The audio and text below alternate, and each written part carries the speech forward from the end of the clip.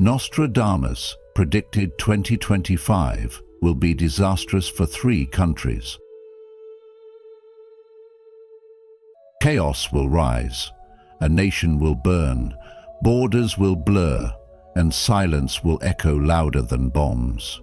From ashes, betrayal will bloom, cloaked in loyalty. These aren't lines from a dystopian novel. These are the haunting words of Nostradamus, one of history's most mysterious prophets, whose cryptic quatrains have echoed through time with terrifying accuracy. But what if I told you that his visions for the year 2025 may be his darkest yet? For over 4 centuries, Nostradamus's puzzling verses have sparked debate, fascination, and fear. Scholars, skeptics, and spiritual seekers alike have connected his writings to revolutions, assassinations, world wars, even global pandemics. But today, his words seem to speak more directly to us than ever before. As we stand at the crossroads of rising global tensions, economic instability, and environmental collapse, the question presses on our collective mind: are we living through the very disasters Nostradamus foresaw? And more chillingly, are 3 specific nations on the brink of catastrophe? Before we begin this revealing journey, take a moment to support the journey of wisdom. Like this video, share it with those searching for deeper meaning, and subscribe to stay connected to insights that blend ancient prophecy with the pulse of modern life. Together, let's uncover what may lie ahead and what wisdom we can carry through it. Number 1. United States. A leader will fall. Nostradamus' words from Century 1, Quatrain 20, 6. The great man will be struck down in the day by a thunderbolt. An evil deed foretold by the bearer of a petition have echoed through centuries, stirring unease and speculation. For many, these lines carry the weight of history: assassinations, political collapses, and the sudden fall of leaders who once seemed untouchable. As we enter the year 2025, a time already heavy with uncertainty, we must ask, is this more than just poetic prophecy? Could it be a symbolic reflection of the fragile world we're living in now? The term thunderbolt suggests something swift and devastating, not necessarily lightning from the sky, but a metaphor for a shocking event, something that hits hard and changes everything in an instant. And when we look around, we do see a world trembling, not from natural forces alone, but from human anger, mistrust, and disconnection. In the United States, political division has deepened into something more volatile. We witness protests that feel less like democratic expressions and more like pressure valves releasing long-suppressed rage. Institutions we once trusted seem increasingly fragile, while voices of extremism on all sides grow louder. This isn't just about political parties. It's about a growing sense of fear and instability that penetrates into families, communities, and the personal space of the heart. Nostradamus' mention of an evil deed foretold by the bearer of a petition may not mean a literal figure with a paper in hand, but instead a symbol of how public sentiment, outrage, or even well-intentioned activism can be manipulated into fueling dangerous outcomes. When powerful forces collide, it's often the innocent who suffer first. In this sense, the prophecy may be less about one leader and more about the emotional climate of an entire nation, where the fall of a great man becomes a catalyst for much more than personal loss. And what of the phrase, "another falls at night"? If this is a warning about a chain reaction, then the focus shouldn't be solely on the leader who may fall, but on the collective reaction afterward. One destabilizing event rarely ends in isolation. It ripples outward, into markets, into homes, into conversations over dinner tables where hope is slowly replaced with fear. If history teaches us anything, it is that societal fractures often widen when leadership collapses. And in a country as vast and complex as the United States, the aftershocks of such an event could manifest in calls for separation, in factions demanding independence, in a fractured identity as people search for something, anything, that still feels solid. Yet, as the world looks outward in fear, the teachings of the Buddha urge us to look inward for stability. This is where we find our grounding. Buddhist wisdom does not ask us to predict the future, it invites us to be present with it. When the world trembles, be still. When noise surrounds you, return to silence. When fear shouts at your heart, breathe gently and do not answer back. Whether or not Nostradamus foresaw 2025, what truly matters is how we respond, not with panic, but with mindfulness. If change is inevitable, let it not erode your compassion.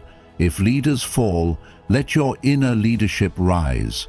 Let your wisdom guide your actions, so that your children, your community, your own mind are not drawn into cycles of fear.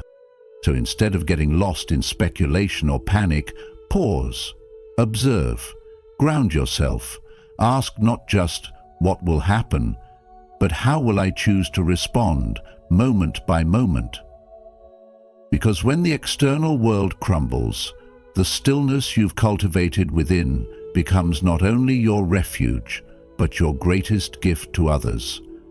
And if you feel the signs, not in prophecy, but in the quiet turning of the world around you, then perhaps it's time not to fear what's to come, but to prepare the heart to meet it, calmly, wisely, and with unwavering compassion. Number 2. China, sudden downfall and global conflict. Let's take a deeper look into this chilling prophecy from Nostradamus. Century 8, Quatrain 17, those at ease will suddenly be cast down, the world put into trouble by 3 brothers. Their enemies will seize the marine city. Hunger, fire, blood, plague, all evils doubled. These words, written centuries ago, still echo with eerie relevance today. Think about that first line, those at ease will suddenly be cast down. It speaks of a dramatic fall, a collapse of those who seem secure, possibly referring to powerful nations or leaders who, outwardly strong, are hiding deep internal cracks. Could this be a hint at modern-day China? For years, China has been viewed as a global superpower, economically mighty, politically strategic. But now, signs of unrest, economic slowdown, and growing public frustration are becoming hard to ignore. Ask yourself, what happens when a giant stumbles? Then there's the mystery of the 3 brothers. For centuries, scholars have tried to decode this. Some believe it symbolizes 3 major world powers, China, the United States, and Russia, locked in a quiet but escalating struggle for dominance. Others suggest it could refer to powerful factions within a single country, like China, where internal political rivalry is growing. Who are these brothers that could bring trouble to the world? And are they already moving behind the scenes? Now, here's where the quatrain turns even darker. Hunger, fire, blood, plague. All evils doubled. These aren't just metaphors, they mirror some of the biggest threats we face today. China's economy is slowing, youth unemployment is rising, and food security is becoming a national concern. Censorship is tightening, and discontent is bubbling just beneath the surface. Combine that with ongoing tensions around Taiwan and the South China Sea, and you have a recipe for regional conflict with global consequences. Is this the beginning of a much larger crisis? If internal collapse were to happen, It wouldn't stay confined within China's borders. Trade routes could be disrupted, financial markets would shake, and military tensions could ignite far beyond Asia. This isn't just about one country, it's about how tightly our world is connected. A spark in one place can light fires everywhere. Could this be the geopolitical storm Nostradamus warned about? Are we on the verge of witnessing a moment in history that changes everything? So, I want to ask you, are we truly paying attention to the signs? Do we recognize the fragility of peace and the thin line that separates stability from chaos? These ancient words may not predict exact dates or events, but they urge us to reflect deeply on the direction humanity is heading. What lessons can we take from this? 1. Never take peace for granted. 2. Understand that power built without harmony always carries the seed of collapse. And 3. Prepare not through fear, but through awareness, compassion, and unity. So now, let's turn these warnings into wisdom. Let's build a world that chooses understanding over conflict. What do you think the three brothers represent? How can we prevent these evils from doubling in our time? Number 3. France. Civil unrest and revolution. Let me take you deeper into a story that feels less like a prediction and more like a reflection in a mirror. Number 3. France. Civil unrest and revolution.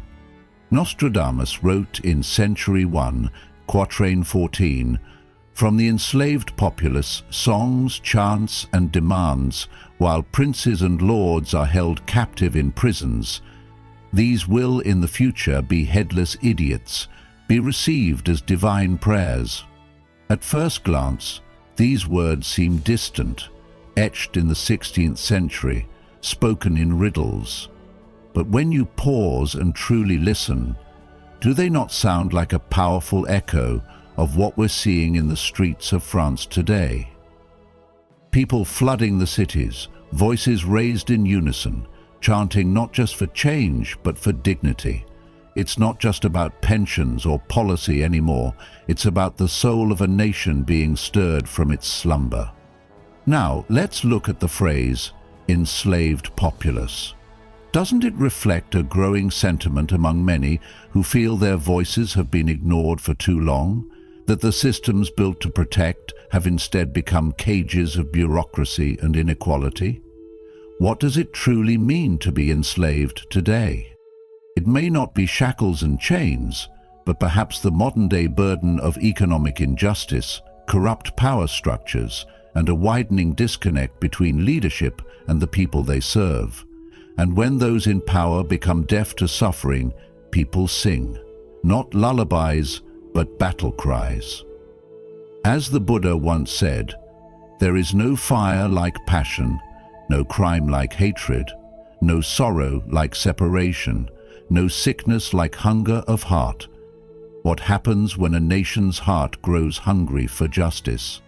Then there's that haunting line, "Princes and lords held captive in prisons." Could this be symbolic? Could it be a forecast of high-level arrests, scandals, or resignations shaking the political elite? Or are we talking about a deeper kind of captivity? The loss of legitimacy, the collapse of trust, the stripping of respect from leaders who no longer serve the people but their own agendas. France, with its history of revolution and resistance, has always had a spirit that refuses to be silenced. Liberté, égalité, fraternité is not just a motto, it is a rhythm in the French heartbeat.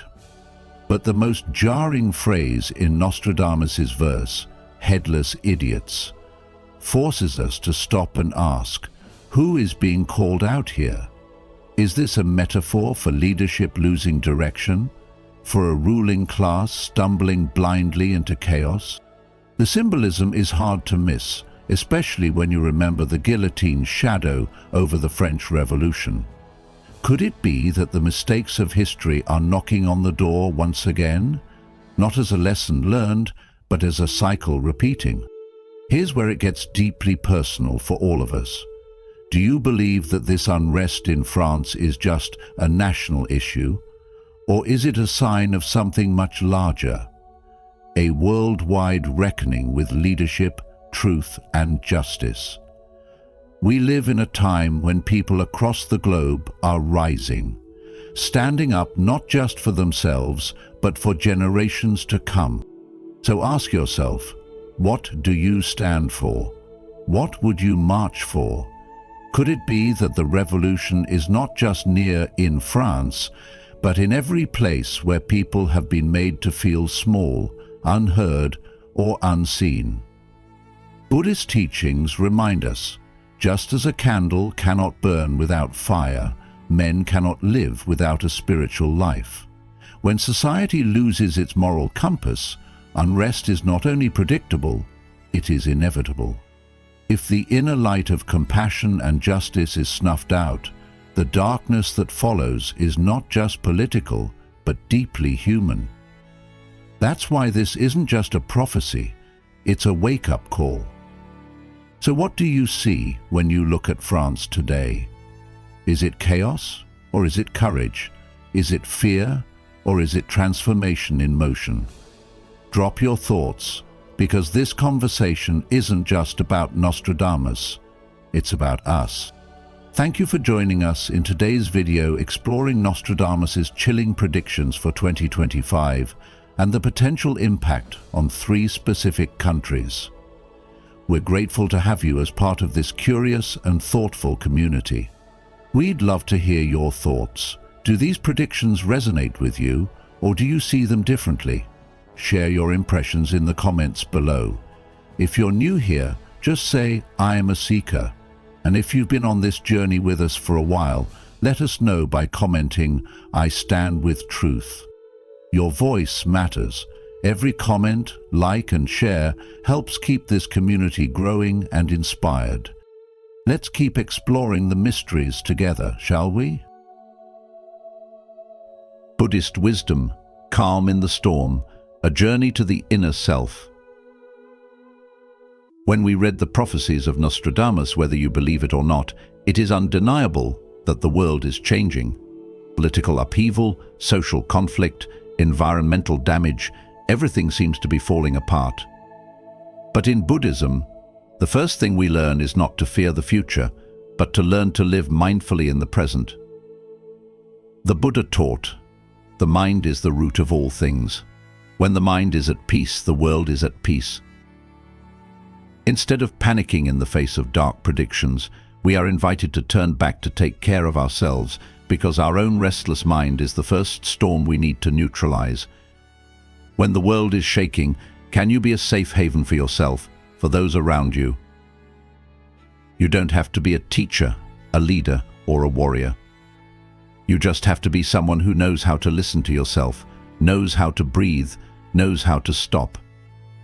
In the noise of the world, the silence within you is a revolutionary act. So what can we do in times of uncertainty? Number 1, practice mindfulness every day. In a world that often feels like it's spinning too fast, bombarded by noise, news, and an endless stream of things demanding our attention, there is something powerful in simply stopping for a moment and returning to your breath. Just 5 minutes a day, consistently spent in mindfulness, can quietly transform your life from the inside out. This isn't about forcing peace or trying to shut out the world, but gently reminding yourself that you are already here, already breathing, already breathing. Sit comfortably, close your eyes if you like, and notice the breath moving in and out, natural, effortless, without needing to fix anything. In that small window of stillness, the storm outside begins to lose its grip on your inner world. The Buddha taught, breathing in, "I know I am breathing in." Breathing out, "I know I am breathing out." This simple practice is not just ancient wisdom, it's a life raft in today's sea of distractions. With so many external forces, pulling us in different directions, notifications, headlines, deadlines. It's easy to lose connection with ourselves. But the breath is always available, always honest. It doesn't demand anything, and yet it brings us home. Thich Nhat Hanh once said, "Feelings come and go like clouds in a windy sky. Conscious breathing is my anchor," and truly it is, because when we are anchored in the present moment, we no longer drift into regret about the past or anxiety about the future. That clarity, that groundedness gives rise to wise action, calm responses, and the kind of inner strength that no chaos can shake. The modern world tells us that we must do more, be more, know more, but the Dharma invites us to be more fully in this moment with this breath, and to recognize that peace is not something we chase, but something we remember. So even in a crowded train, at your work desk, or just before sleep, these 5 minutes can become your sacred pause, your quiet revolution against the noise. As you cultivate this daily habit, it won't just be a moment of calm in your day, it will begin to reshape your entire approach to life. You may find yourself becoming less reactive, more patient, more compassionate, qualities that ripple outward and touch the lives of those around you. As the Dalai Lama reminds us, if every 8-year-old in the world is taught meditation, we will eliminate violence from the world within 1 generation.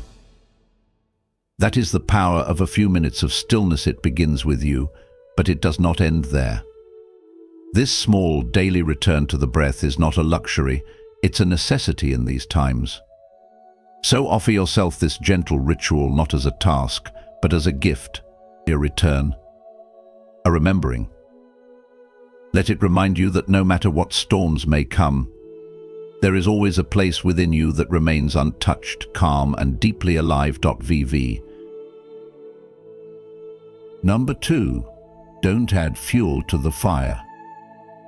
In moments of chaos, when emotions run high and the world feels divided, there is a simple but powerful teaching. Don't add fuel to the fire. When you come across news that stirs your emotions or see comments that trigger anger, ask yourself gently, is what I'm about to say nourishing, or is it only going to deepen the hurt? These moments are not just reactions, they are opportunities for transformation. Uncertain times often become breeding grounds for fear, blame, and conflict, but they can also be the soil where compassion and clarity begin to grow, if we choose wisely. Whether you're sharing a post, telling a story, or responding to someone's opinion, you are always contributing either to peace or to pain. Will your words cool the flame, or will they make it burn hotter? This is where your inner wisdom comes into play. A single word can be like water to someone lost in fire. It can soothe, it can heal, it can bring someone back to their center. But that same word, if careless or reactive, can deepen wounds, shut down understanding, or turn a moment of potential connection into a wall of misunderstanding. There's a Western Zen saying that beautifully captures this. Before you speak, go through 3 gates. Is it true? Is it kind? Is it necessary? These gates are not about silence or suppression. They're about conscious speech, about pausing just long enough to ask whether our words serve life or harm it. When we practice this, we begin to recognize how much power we truly have, not in controlling others, but in choosing how we respond. So take a moment now and think, how often do we speak just to be heard rather than to truly connect? How many conversations online or in daily life spiral into conflict simply because we want to be right more than we want to be kind? In the digital age, information is everywhere, yet real understanding is rare. We're constantly bombarded with opinions, judgments, and headlines designed to provoke. But as followers of the path, we are invited to respond differently, not to avoid the truth, but to deliver it with compassion, not to hide from injustice, but to face it without becoming unjust ourselves. What would it mean for you to be a bringer of calm, instead of more chaos. This doesn't mean being passive or turning away from what matters. It means becoming skillful, choosing words that build bridges, not burn them. It means knowing when silence is more powerful than speech, and when gentle honesty can open more hearts than harsh criticism ever will. You have this power in every conversation, every comment, every choice you make with your voice, and it matters deeply. When even one person refuses to pour fuel on the fire, a little more space opens up for healing. If more of us practiced this, how different would our world begin to look? And let's not forget, we are not alone in this effort. This path has been walked for thousands of years by those who learned that peace isn't something outside of us. It begins with how we treat each other, moment by moment, word by word. The Buddha taught that right speech is part of the Noble Eightfold Path. It's not just about being nice, but about aligning our words with truth, with kindness, and with purpose. When we embody this, we don't just reduce harm, we actively grow peace. So, as you move through your day, I invite you to carry this question with you. What kind of energy am I bringing into this space? Whether you're speaking to a loved one, scrolling through social media, or reflecting on your own thoughts, you have the chance to bring light into the darkness. Not through perfection, but through intention. You may not always get it right, and that's okay. What matters is that you care enough to try. And so the lesson here is simple but profound. Don't be the one who spreads flames, be the one who brings the cool water. Let your words be medicine, not poison. Let them be bridges, not walls. Practice the three gates. Is it true? Is it kind? Is it necessary? And when you forget, begin again. The world has more than enough noise. What it needs now are voices of clarity, kindness, and courage, just like yours. What about you? Can you think of a recent moment when you had the choice to speak or stay silent? How did that choice affect your peace and the peace of others? This is where the journey inward begins, through reflection, through mindfulness, and through compassion. Takeaway message. Words carry energy. Every time you speak, you are either healing or harming. Choose to be the one who brings calm. Choose words that uplift, connect, and serve the greater good. The storm outside may not stop, but the storm within can. And when it does, your peace becomes a light for others to find their own. Number 3. Practice compassion for yourself and others. Let's talk about something we all need but often forget to give, to ourselves and to each other: compassion. Yes, that simple but powerful act of understanding, patience, and care. You see, life doesn't spare anyone. Each one of us, whether we show it or not, carries invisible wounds. Maybe it's the pressure to be strong, the grief we've buried deep, the loneliness behind a smile, or the fear we never dared to speak aloud. The Buddha said, "All beings tremble before danger. All fear death." When you consider this, you will not kill or cause another to kill. But this teaching reaches beyond the literal. It touches the core of our shared vulnerability. We all tremble. We all fear. And because of that, we all deserve compassion. Let's begin where it matters most, with you. Be honest.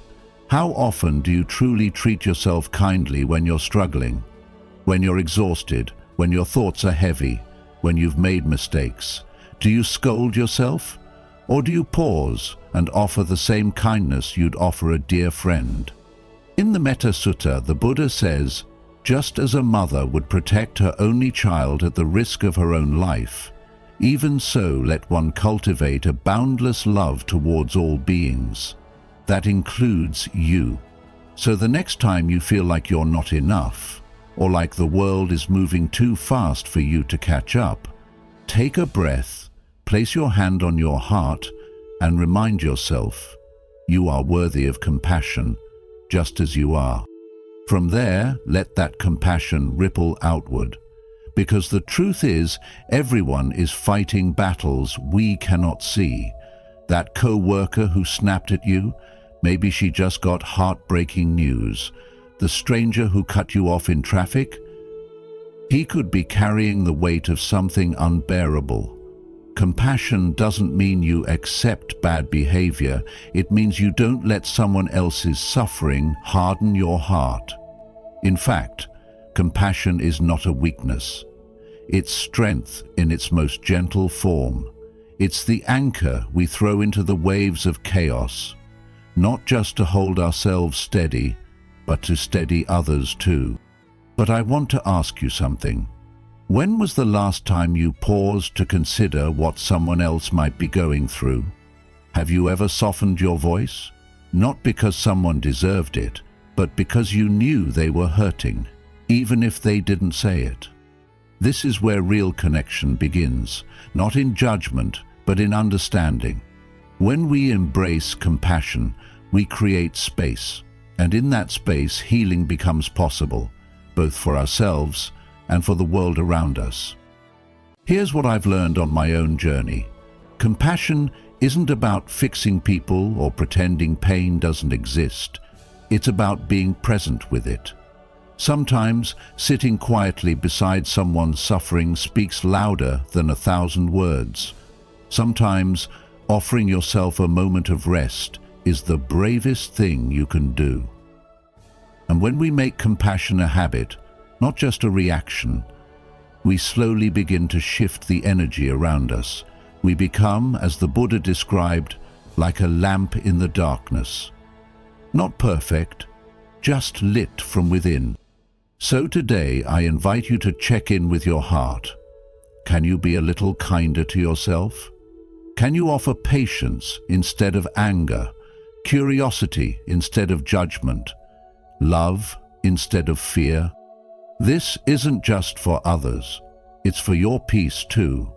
Because, as Thich Nhat Hanh so beautifully said, compassion is a verb. It lives in what we do, in how we see, in the way we move through the storm, not by avoiding the rain, but by walking through it together with open hearts and steady steps. And as we continue this journey inward, remember, every act of compassion, no matter how small, is a step closer to the calm center within you, the eye of the storm where peace lives, not because life is perfect, but because your heart is open. If you've made it this far, you're already walking the path toward inner peace and clarity. Comment below with "calm within" to affirm your journey towards stillness and self-discovery. Stay with us. There's more timeless wisdom ahead that can help you find balance in the chaos and reconnect with your true self. Don't miss the insights that could shift your perspective for good. Number 4, choose to live simply. In today's fast-moving world, we are constantly surrounded by messages urging us to do more, get more, and be more. We're taught that success and security come from accumulation. Bigger houses, newer gadgets, higher status. Yet the Buddha pointed us in a very different direction. He taught that the path to true peace and happiness isn't paved with excess, but with simplicity. Choosing to live simply isn't about depriving ourselves or stepping away from the world. It's about stepping into it more fully, with clarity and intention.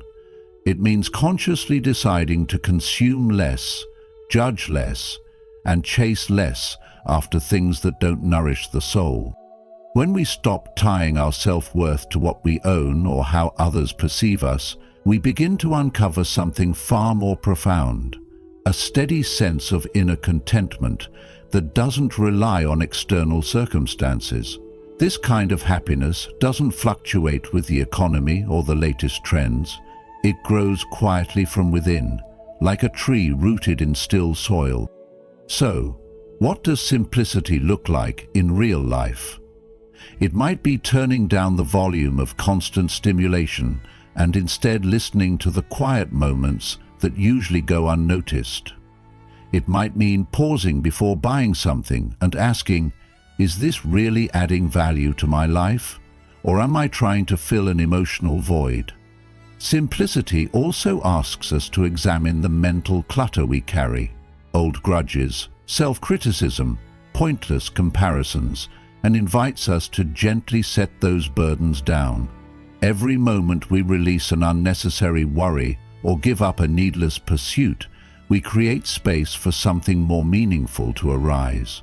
The truth is, the things we think we need often distract us from the things we truly long for: peace of mind, genuine relationships, and a sense of being at home within ourselves.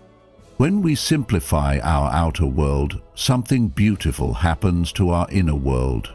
We begin to feel lighter, clearer, and more grounded. We spend less energy maintaining an image and more energy cultivating presence.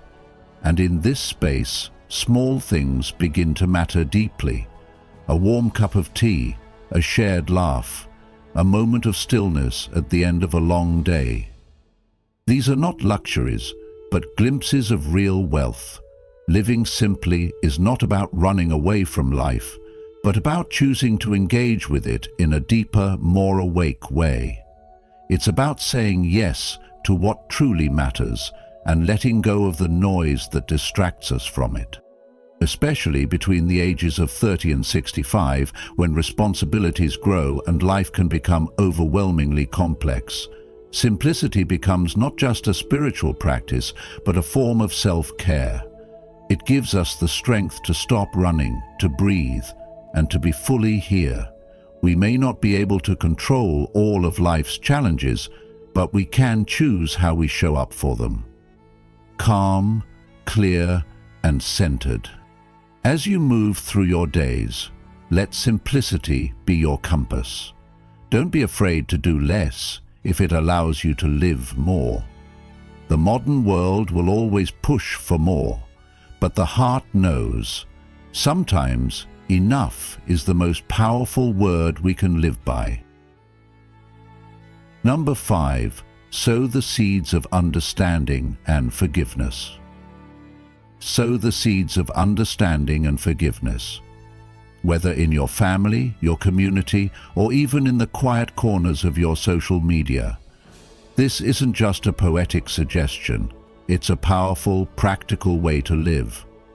We often look out at the world and wish things were different, less divided, more peaceful, more compassionate. But the truth is, real change doesn't come from grand speeches or written laws alone. It comes from the way you see another person.